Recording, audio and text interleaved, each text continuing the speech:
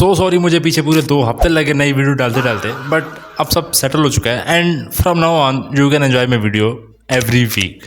सो yeah every week. हाँ, मुझे याद है मैंने ये पीछे भी बोला था, but you have to trust me. So today's video is क्या होता अगर फाइनल सिलेक्शन में साबितो सरवाइव कर जाता। हम जानते हैं कि ओरिजिनल टाइमलाइन में साबितो इस हैंड डीमन से मारा गया था एंड ये सारा सिनेरियो एक्चुअली में एक्सप्लेन हुआ था ग्यू की बैक स्टोरी में, जहां अगर ग्यू डरपोक ना होता और थोड़ा आगे चला जाता साबितो के साथ लड़ने तो शायद इन्होंने इस मोटे को मार ही देना था। बट कोई नहीं, पहले नहीं किया तो इस बार कर लेंगे। साबितो जहां ग्यू और अपने कॉमरेड्स को छोड़ता है और जाता है बाकी सबको बचाने, वहीं ग्यू भी इसके पीछे चला जाता है एंड ग्यू को देखकर बाकी सारे स्लेयर्स भी साबितो के पीछे उसकी हेल्प के लिए दौड़ पड़ते हैं। अब साबितो जहां पहले मरा था वहां इस अटैक को अब ग्यू और उसके कॉमरेड्स रोक लेते हैं एंड साबितो देखता है कि वो इस हैंड डीमन के अगेंस्ट अकेला नहीं खड़ा, इसके सारे फ्रेंड्स इसके साथ आ चुके हैं एंड ये चीज देखकर सारे अब स्ट्रेटेजिकली मूव करते हैं। नाउ इससे आगे की स्टोरी अब साबितो की हिडन स्टोरी है कि वो फाइनल सिलेक्शन के बाद कौन कौन से डीमन का सामना करता है और वो कैसे एक हाशिरा के लेवल तक पहुंचता है। लॉजिकली अगर तुम इसको थोड़ा सा समझो तो साबितो तांजिरो के आने से पहले का है एंड ओरिजिनल टाइमलाइन में साबितो मर चुका था, इसलिए ग्यू वाटर हशीरा के लेवल तक पहुंच गया था।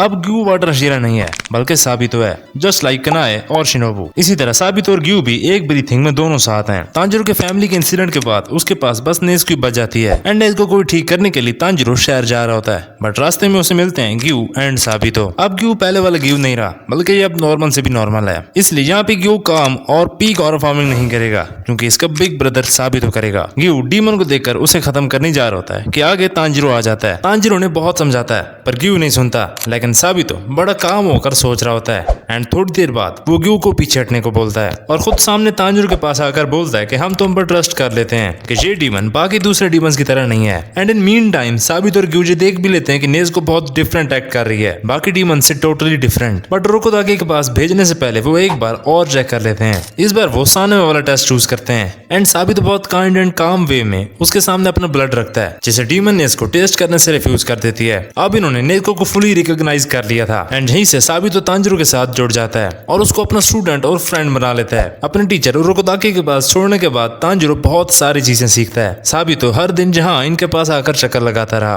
और तांजिरो को खुद भी ट्रेन करता रहा, नई से नई फॉर्म्स और न्यू टेक्निक्स सिखाता गया एंड इस बार तांजिरो अब एक नहीं बल्कि दो मास्टर से ट्रेनिंग ले रहा है। एंड अब तुम्हें मैं ये भी बता दूं कि साबितो स्टोरी में तांजिरो के क्रू में ऐसे ऐड नहीं होगा जैसे कि ज़ेन्सु और इनोसुके हैं, जबकि ओवरऑल स्टोरीज ऐसे हैं कि साबितो तांजिरो से पहले की टाइमलाइन में आकर फिर भी तांजिरो के साथ उसकी जैसी एज में होगा। नहीं, ऐसा बिल्कुल नहीं होने वाला। जहाँ पे साबितो इवन ग्यू से भी बड़ा है एंड वो तांजिरो के साथ इनोसुके और ज़ेन्सु जैसे नहीं चल सकता। इसका मतलब स्टोरी में अभी भी तांजिरो वैसे ही अपने इन 3 दोस्तों के साथ मिशन पे जाएगा जैसे कि ओरिजिनल में है। बस फर्क ये है कि एक और पावरफुल हशीरा ऐड हो चुका है जो कि जगह जगह पे तांजिरो की हेल्प करेगा और उसे और ज्यादा स्ट्रॉन्ग बनाएगा। माउंटेन अटैकों पे भी सेम थिंग्स होती हैं, बट तांजिरो इतना पावरफुल हो चुका होता है कि वो खुद रुई को अकेला हैंडल कर ले। साबितो और शिनोबू अपने टाइम पे आते हैं एंड साबितो ये देखकर काफी खुश होता है कि तांजिरो जिंदा है, क्योंकि अब इनका बॉन्ड इतादोरी एंड गोजो जैसा हो चुका था। इस 12 किजुकी डीमन की फाइट में नेज़ुको और ज़ेन्सु हर्ट होते हैं, इस वजह से ये सब मेंशन में चले जाते हैं। पर इस बार ये हशीराज डीमन नेज़ुको को डीमन नहीं समझेंगे क्योंकि साबितो जहाँ खुद मौजूद होता है एंड ये इन्हें समझाता है कि Nezuko is a good demon, ये बाकी डीमंस की तरह बिल्कुल नहीं है। एंड बहुत देर तक प्रूफ देते देते वो सबको मना ही लेते हैं एंड रोकोदाकी का मैसेज पढ़ने के बाद कगाया इस पे ट्रस्ट कर ही लेता है, जिसके बाद ये जाते हैं मुगेन ट्रेन पर।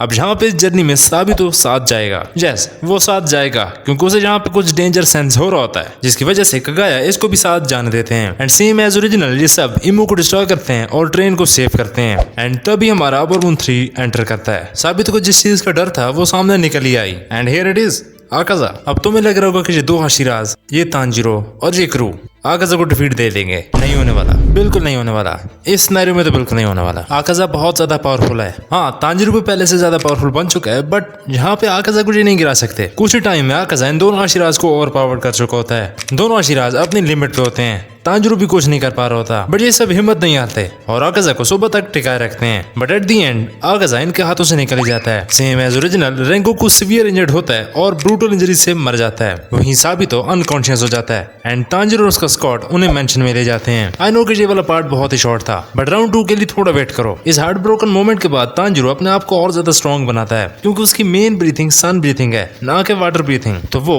उसे मास्टर करने की कोशिश करता है। वो पहले से और ज्यादा हार्ड वर्क करके अपने आप को अपग्रेड करता है एंड इसी तरह वो एंटरटेनमेंट डिस्ट्रिक्ट को भी पार करता है। ये आर्क पहले से काफी बेहतर परफॉर्म होती है, मीन ज्यादा इंजरीज एंड डिस्ट्रक्शन होने से बच जाती है एंड इसी रीजन से हमारा शीरा तेंगिन इज़ुई रिटायर होने से बच जाता है। अभी तक हमारे पास जस्ट एक ही शीरा इस टाइमलाइन से मिस हुआ है, बट अभी भी हमारे पास ग्यू ऑप्शन में पड़ा है और साथ तेंगिन भी तो है। सो कह सकते हैं कि अभी तक हम अच्छे जा रहे हैं, बट हमें ये नहीं पता कि हमारी फाइनल लास्ट बैटल कैसे परफॉर्म कर सकती है। बट उससे पहले हमारे हाशिरा जाते हैं सोर्डस्मिथ विलेज में। अब यहाँ साबितो भी चाहता था कि वो भी अपने आप को और ज्यादा स्ट्रॉन्ग बनाए, जस्ट लाइक उसने अपने एक कॉमरेड को खो दिया, वो भी उसके मौजूद होते हुए तो वो और ज्यादा डीमन से फाइट करना चाहता था। इसलिए इस आर्क में साबित और ग्यू दोनों जाते हैं। सुनाओ, अब यहाँ पे काफी सारे हशीराज मौजूद हैं जो कि इन दो अपर मून्स को इजीली हैंडल कर लेंगे। हमारा मूचरो अब अकेला इस मटके से फाइट नहीं करेगा, बल्कि साबितो भी इस फाइट को ज्वाइन करेगा एंड वही तांजिरो और ग्यू और उसका स्क्वाड इन क्लोन्स को निपटाएंगे। साबितो और मूचरो एक परफेक्ट कॉम्बो बनाते हैं जहाँ मूचरो मिस्ट क्रिएट करता है, वहीं साबितो अपनी वाटर ब्रीथिंग से अटैक करता है। अब ग्यू को प्रेडिक्ट नहीं कर पा रहा होता कि अब कौन अटैक करेगा, बिकॉज यहाँ पे कुछ टाइम बाद दोनों में से एक ने एक डैमेज दे ही रहा होता है। वहीं दूसरी साइड से तांजिरो उसका ग्रुप के लिए फाइट करना इजी था एज कम्पेयर टू ओरिजिनल, क्योंकि जहाँ तांजिरो सारा कुछ करता है वहाँ आप ग्यू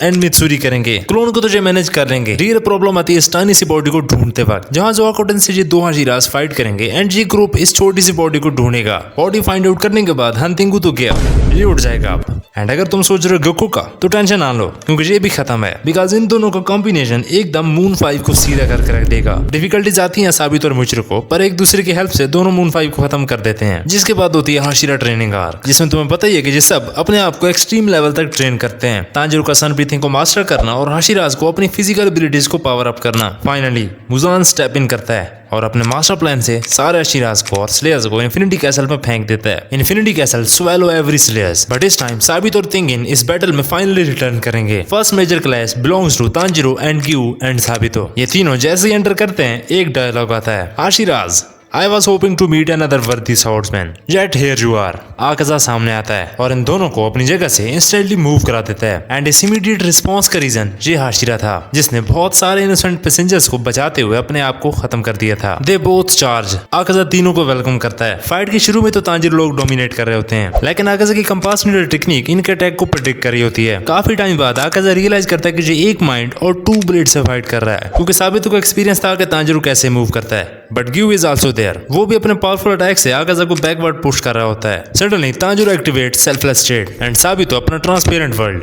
ये तीनों मिलकर आकाजा को स्लाइस करते हैं एंड इस बार आकाजा उनके मूवमेंट्स को रीड नहीं कर पा रहा होता है। ह्यूमंस होते हुए भी ये तीनों एंड तक खड़े रहे, जबकि एक पावरफुल डीमन अपने लिमिट्स पे आ चुका था। आकाजा की स्टोरी खत्म एंड रेंगोकू का रिवेंज अचीव हो गया था। अब मैं बाकी सारी फाइट्स इस तरह एक्सप्लेन नहीं करूंगा क्योंकि टाइम का इशू है, बट नेक्स्ट टाइम मैं जरूर करूंगा। आकाजा के बाद पूरा का पूरा इन्फिनिटी कैसल कोलैप्स कर जाता है। मुजान बाहर सारा शिराज का वेट कर रहा होता है। ग्यूमी बैटल को लीड करता है। ग्यू और साबितो सारे वाउंडेड एलाइज को प्रोटेक्ट करते हैं। तेंगिन अपनी टेक्निक से मुजान के अटैक को प्रेडिक्ट कर रहा होता है एंड उसके एक्सप्लोसिव मुजान के रीजनरेशन को इंटरप्ट कर रहे होते हैं। मित्सुरी और रोबनाई एक साइड से स्लैश मारते हैं, तो वहीं पे ज़ेन्सुइनोस्के, कनाए, गिंजा ये सब मुजान की ओपनिंग को एलिमिनेट कर रहे होते हैं। एंड सबसे इंपॉर्टेंट, तमायो का ड्रग काफी अंदर तक मुजान को वीक कर चुका था एंड हाशिराज का लगातार प्रेशर इतना था कि मुजान को भागने के अलावा कोई रास्ता नजर नहीं आ रहा था। And in the final moments Tanjiro अपनी 13th फॉर्म यूज करता है, जो कि सेंचुरीज पहले सिर्फ युरिची ने यूज की थी। इस फॉर्म के बाद मुजान को बस यहाँ से किसी तरीके से निकलना था, पर फॉर्चुनेटली सनलाइट से अपने लास्ट सेकंड पे आ जाता है एंड सारे स्लेयर्स की मदद से मुजान ओपन ग्राउंड पे ही खत्म हो जाता है। एंड एट द एंड तो मुझे जितने टॉपिक बता सकते हो बताओ,